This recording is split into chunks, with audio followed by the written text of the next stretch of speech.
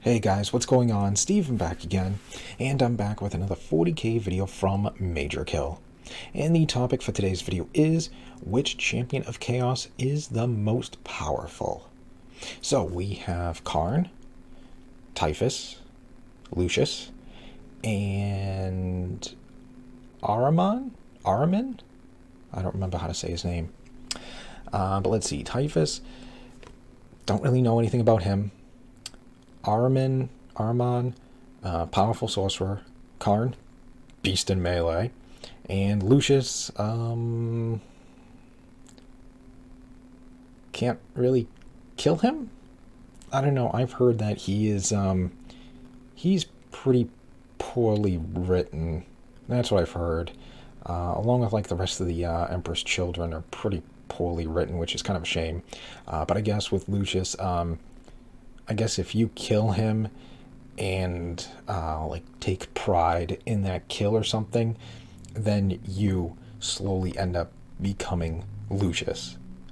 I've also heard, I don't know if it's true or not, that even if Lucius is killed by, say, stepping on a landmine and blowing himself up, the person who assembled said landmine will end up becoming Lucius too. I don't know if that's true or not. If that's true, that's pretty shitty writing. Like, how is some dude working a factory 3 or 4 planets away from where the battle's happening gonna know, huh, Lucius just blew himself up on my landmine. Hey, I just killed Lucius the Eternal. What's a Lucius? I don't know. I mean, what is a Lucius? You know, we work this factory for like 20 hours a day and we never leave. What's a Lucius? You know, so if that is true, that is some pretty shitty writing if that is true. You know? I don't know, maybe the Emperor's Children will get some better writing if and when they get new models or something like that. But now, as for who is the most powerful, I don't know what he's going to base that off of, because if we're going, you know, psychic powers and stuff, obviously Ahriman, Typhus is going to be like the toughest, strongest, the toughest one.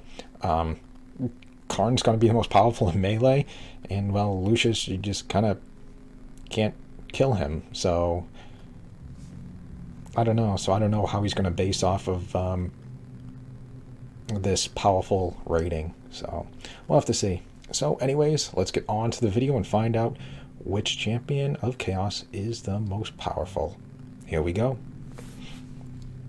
G'day guys and gal. The debate regarding the power ranking of each Chaos God is a hot one, and one I personally enjoy getting into, as the fundamental answer is that they are all more or less as powerful than each other, depending on the season and who is writing the particular lore at the time. However, ranking their chosen champion's power is significantly more straightforward, as they are fundamentally mortal flesh and blood warriors. Sure, they may be so juiced up by Chaos Trend that they are borderline demons, but it's still a lot easier to figure out their ranking than it is to their intangible metaphysical gods. Today we'll discuss the power of each of the 4 champions of chaos by looking at their various feats to determine who is the most powerful before then putting them into a hypothetical battle to the death. Okay, so we're going by their feats. So feats of strength, okay, or just feats in general. For a bit of lore quickly, who are the champions of chaos and why are these 4 above all the rest? After all, there is a shitload of other champions of chaos, but they are all very much clearly beneath these 4. Well, each chaos god wanted to have an exceptional mortal warrior to act as their living weapon and most prized mortal servant. It was very, very important that they remain mortal so that they would not suffer any of the restrictions that demons do, such as being banishable, needing warp energy to materialize, and so on. Thus they could be the vanguard commanders for chaos invasions, as well as being in constant play. Now I do use the term mortal pretty loosely here. Each champion is more or less unkillable. Makes sense. You can't always deploy the Primarch. Killed, their patron god will just bring them back to life. Yes, it's not very fair, but what can you do? Khorne's champion is Khan the Betrayer, because Warhammer has a hard-on for straightforward name connections. For Slaanesh, it's Lucius the Eternal. For Nurgle, it's Typhus. And for Tisnich, it's Ahriman. Each champion was an Armin, OG okay. member of the Great Crusade, someone who has started their life at the dawn of the Imperium and is still very much kicking around deep into the era of Dark Imperium and the Great Rift. They have gained so much favour with their patron god that they are no longer subservient to their demon Primarch fathers, with said Primarchs Really? often despising these wayward sons and attempting to kill them out of jealousy or because their son fucked them Really? over, like with what Typhus did to Mortarion and his legion. Because of this, they will What'd lead he their own do? independent warbands, or even at times, even close to half the legion, fighting in the name of their demon god, even if they don't actually want to. Khan is an absolute beast in melee. He is somehow being able to combine the insane adrenaline-fueled demonic battle psychosis alongside with extreme skill and finesse. So whilst most World Eaters or Core Knight servants will charge in with immense force but no skill or finesse, opening themselves up to be easily countered, Khan has no such issue. Khan Okay. charging at you is like watching your death unfold in real time, especially since he often cannot tell friend from foe.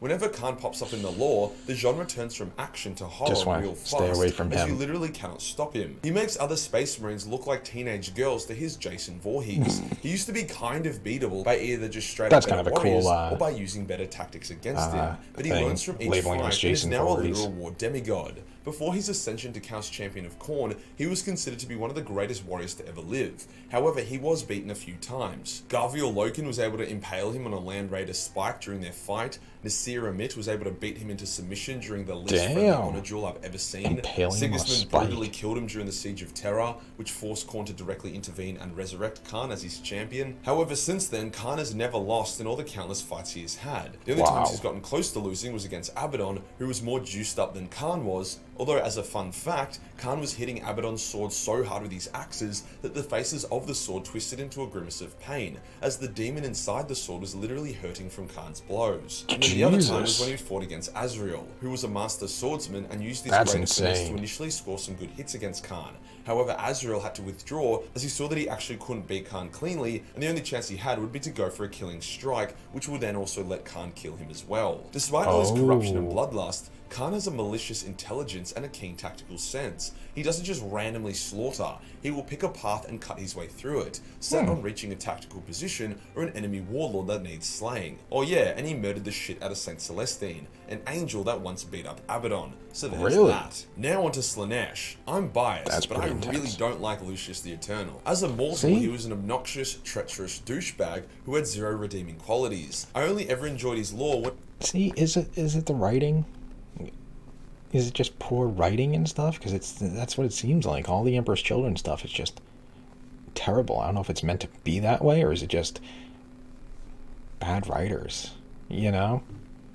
it was him getting humbled, which fortunately was quite frequent. He was a master swordsman, one of the best in the legions, and he loved to Okay. gloat about it. But he was so obsessed with the blade that he overlooked the other dirtier styles of combat. He constantly fought in honor duels within his and other legions, and he racked up a massive amount of victories, but also a cool amount of L's. When he first fought against Loken, Loken instantly beat him by drawing him in, powering his sword, and then punching him in the face. A dishonorable yet hilarious way to win the duel. The Okay. broken nose Lucius received from that never properly healed and ruined his otherwise perfect face. In another instance, he dueled against Azkaellon, and despite Lucius technically winning by drawing first blood, Azkaellon kicked his ass and humiliated him in front of a large crowd of his own warriors. Time and time again, Lucius would get clapped, with the most enjoyable being his duel against Nakonai Sharakin, a Raven Guard swordsman who brutalized Lucius and put him down like the rabid dog he was. Slanesh was forced to intervene to bring him back to life, also selecting him as a champion in the process. Lucius would go on to lose and lose and lose. However, his new power basically allowed him to reincarnate through the body of whoever had killed him, if that person felt pride or satisfaction in the action of doing so. That's right, he lost so often and so much that his god was like, oh fuck fine, I will give you a really overpowered ability that is dependent upon you losing. The first time this power manifested was when Lucius was killed by a fellow Emperor's children in a duel. This Yeah, then that spawned is a pretty kinda- funny meme that said, is Lucius the greatest duelist in all of the legions? To which a battle brother of the Emperor's children simply says, Lucius isn't even the best duelist of the Emperor's children. I mean, Lucius once fucking died by stepping on a landmine and then had to reincarnate via the guy that built the landmine and took pride in his craftsmanship. Yes, Lucius is a fantastic... So that did happen. So that was real. That's... Man, that's a shame, because, I mean, he does seem like a very interesting and pretty badass-looking character, but, like... oh, just kill me, and you're gonna become me, or I'm gonna become you. It's kind of, I don't know, it's kind of a shame. It's like, because I kind of like the Emperor's Children. They're kind of interesting, but like, I don't know, this writing is just like, ugh, like, it's shitty. Like, great, your champion just loses, so it's just like, oh, whoever kills you, they become you. Like, yeah, I know you suck and you're terrible and you can't win any type of fight at all, so here's a cheat code, instant revive. Like, warrior, but with him not showing up much in the lore these days, and the writers making him super unlikable and then humiliating him left, right, and center, it's hard to take him super seriously. Now onto the most scheming of all the champions, and no, it's not Ahriman, we have Typhus. Out of all the champions, Typhus wanted to be Nurgle's cum-slut the most. He was subtly manipulating his legion from the get-go to eventually lead them to chaos and damnation. Typhus was also a psyker, and despite suppressing his powers as to not enrage his psychophobic Primarch daddy, he ended up becoming quite a potent one later in life. Despite looking like a walking STI, Typhus is actually the most well-rounded of the champions, being a powerful psyker, a walking tank, a melee beast, and a brilliant commander. After all, he was able to lure the Death Guard directly to Nurgle's realm by killing its navigators and then tricking Mortarion into trusting him. Nurgle was then able to directly infect the Death Guard, forcing Mortarion to accept Nurgle to save his legion. Mortarion actually killed Typhus for his betrayal. However, being in Nurgle's realm as Nurgle's champion, Typhus simply reformed and mocked his father. After the heresy, Typhus took half the legion as his own, with the Terminus Est being the most powerful ship in Nurgle's navy. Typhus has been a very active commander ever since, bringing doom and plague to a shitload of Imperial worlds, including his very own zombie plague. Yes, Typhus has been World War Zing the shit out of everyone's tits. Some of his best feats including dueling and beating Huron Blackheart, Master of the Maelstrom and Abaddon's greatest rival, invading and permanently fucking up Medusa, homeworld of the Iron Hands, as well as being an instrumental part of Abaddon's Black Crusades. I don't actually know how you would even fight Typhus. He has this aura of decay, with anyone that gets too close to him getting infected with horrific shit as their armor rusts around them. And as I said, he's also a sorcerer of great power, and he has a massive demon power scythe. Even if you do manage to hit him, I don't think it does much. Nurglite warriors are famous for their resilience, with Typhus being the greatest of them. All round just a massive problem. The final champion is Ahriman. Ahriman likes to pretend that he isn't Titsnitch's bitch and acts entirely on his own free will, which Titsnitch finds cute so it doesn't turn him into a chaos spawn for his insolence. The thing is, Titsnitch has thought about destroying Ahriman countless times, but then he finds himself either impressed by him too much or he just finds him really entertaining. See, Ahriman is so powerful that he just does shit that constantly surprises Titsnitch. The rubric of Ahriman, which did actually stop the flesh change, something Magnus was unable to do, surprised the Changer of Ways and actually got him to stop Magnus from turning Ahriman inside out. From then on, Ahriman has been on a quest to understand the nature of Titsnitch and figure out a way to undo the rubric and return his legion back to its former living glory. A quest that doesn't really seem to be helping Titsnitch out, but one that has been so fun that the god allows it to continue. Ahriman has even penetrated into the Black Library, which is something no Force of Chaos has ever achieved before. The dude is just really horny for knowledge, with the goal of one day being able to be free to own his own destiny and be done with Titsnitch's games, which knowing Ahriman he might actually achieve. So who is actually the most powerful before? Who would win in a fight? Well, it depends on the fight. If it was a four-way war with their legions, I'd say Typhus probably has it in the bag due to his superior commanding abilities, as Lucius and Khan are sort of just solo champions, whilst Ahriman has always been more of an explorer than a commander. But if we dial it down to a four-way duel, here's what would probably happen. Khan and Lucius would go for each other in a melee duel, whilst Ahriman and Typhus would duke it out as sorcerers. The duel between Lucius and Khan would be vicious and hectic, but Khan would eventually win, brutally tearing Lucius apart. He is just straight up a better warrior. Also, as Khan probably wouldn't take pride in it, Lucius would be unable to reincarnate, and even if Khan did take pride, he has Khorne wanking him off, which would ward off Slaanesha's power. As for Ahriman and Typhus, a lot of what makes Typhus such a beast wouldn't do too much to Ahriman. His aura of plague and disease wouldn't affect Ahriman's psychic shielding, and the fight would probably take place at range. Typhus could try close the gap and make it a melee fight, but he isn't exactly a speed demon, and Ahriman has a million tools to keep the distance, such as teleporting or using false Ahriman illusions or his flying disc thing. It's kind of it would take a while to wear that Typhus fast. down, but Ahriman's significantly Stay superior back and sorcery, blast them not just over and from his over power, again. but also his versatility, would overcome Typhus, with Ahriman then incinerating him with unholy warp fire. It would then be Ahriman vs Kharn. Khorne vs Titsnitch. Kharn is actually quite resilient to warp energy due to Khorne's blessings, so it's not as simple as Ahriman just snapping his fingers. The fight would go for a while, with Kharn constantly sprinting at Ahriman, but with Ahriman also having his floating disc and an ability to summon demons, I can't really see Kharn being able to reach him, especially as he is worn down more and more by the constant barrage of psychic attacks. Logically, Ahriman should win this fight, eventually breaking down Kharn and then vaporizing him, but I also wouldn't be shocked if Kharn was able to throw one of his axes at a good moment, which would take out Ahriman's floating disc, and then as Ahriman is getting back up, Kharn pounces on him and then brutalizes him to death. But overall, I would give it to Ahriman. Remember, this is a non-plot armor fight. If you mixed up who fought at the start, the result would probably be the same. Hit and run, Kharn would probably be able to rip Typhus to shreds before the diseases were able to affect him, whilst Lucius would just get turned to dust by Ahriman. So in my opinion, the winner is Ahriman, with Kharn as a close second. Typhus is third, and Lucius is last. Fuck Lucius. If you enjoyed the video and you want to support the channel, then Patreon is the place to be, where we have not only a boatload of Battle Mace 40 million hentai, but also a bunch of live action nude cosplays. Hit the subscribe button and hit the real subscribe button for more chaotic content. Okay, so there we go. Ahriman would be the most powerful, but mostly by hit and run.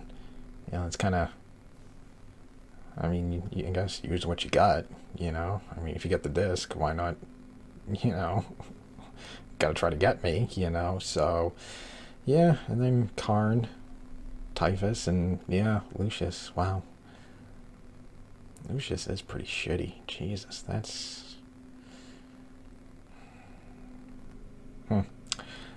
yeah, so that's a pretty interesting list. I had no idea about Typhus. That was very interesting. I didn't know he was a psyker and stuff like that either, so that's pretty cool. But yeah, I knew his toughness and, you know, slow, and, you know, his armor was strong, and, you know, the Nurgle aura and stuff like that around him. You know, Kharn obviously knew enough about him being in, you know, just a beast in melee, kill counter in his helmet and stuff like that. But yeah, Ahriman was a very interesting one to learn about, and so was Typhus. But yeah, so there we go. Ahriman, the most powerful. Do you agree with that, or do you disagree? If so, who do you think is the most powerful? And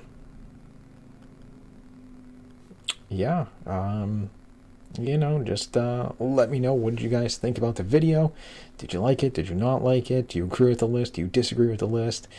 And yeah, what do you think about Lucius? I don't know, it's just kind of like a to the Emperor's Children, which is kind of a shame, you know? I mean, Jesus, you lose so much that your God's just like, lost another one, huh? I'm just gonna give you like a permanent resurrection stone. Like that's pretty. That's pretty pathetic that you're, you know, God has to give you basically a permanent resurrection stone because you just suck so bad. Like, it's kind of a shame because he looks kind of cool, you know, like his model and stuff like that looks pretty damn cool. Even one of the pictures looked pretty badass. I mean, come on, that looks pretty fucking badass. You know, I mean, that looks cool too, and it's just like,